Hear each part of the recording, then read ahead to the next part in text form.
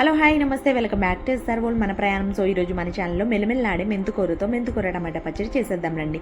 ముందుగా మెంతుకూరలోని ఆకునంతా ఈ విధంగా సపరేట్ చేసుకుని నీట్గా వాష్ చేసుకుని పక్కన పెట్టుకోవాలి.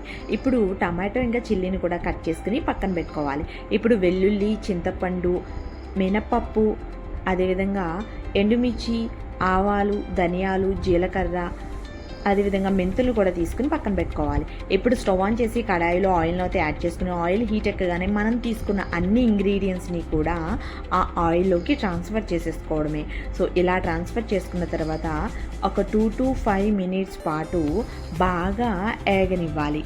సో ఇలా వేగే అన్ని ఇంగ్రీడియంట్స్ మాడిపోకుండా ఉండడం కోసం తిప్పుతూనే ఉండాలి. సో ఇప్పుడు బాగా ఎగిన తర్వాత కరివేపాకును కూడా యాడ్ చేసుకుని ఒక 1 second బాగా తిప్పిన తర్వాత ఇప్పుడు ఈ ఇంగ్రీడియంట్స్ అన్నిటిని కూడా ఒక బౌల్లోకి ట్రాన్స్ఫర్ చేసేసుకోవాలి.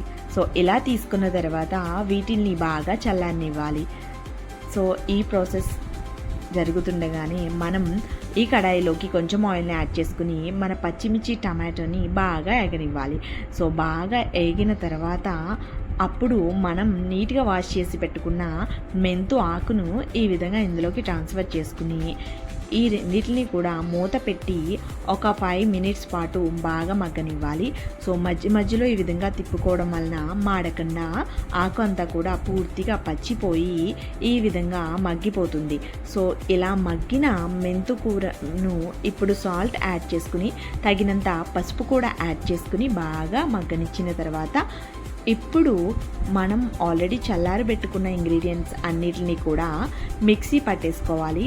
సో ఇప్పుడు మనం ఫ్రై చేసి పెట్టుకున్న మెంతుకూర, టమాటో చిల్లీని ఇందులోకి ట్రాన్స్ఫర్ చేసుకుని దాన్ని కూడా మిక్సీ పట్టుకుంటే ఎంతో టేస్టీగా ఉండే మెంతుకూర టమాటో పచ్చడి రెడీ.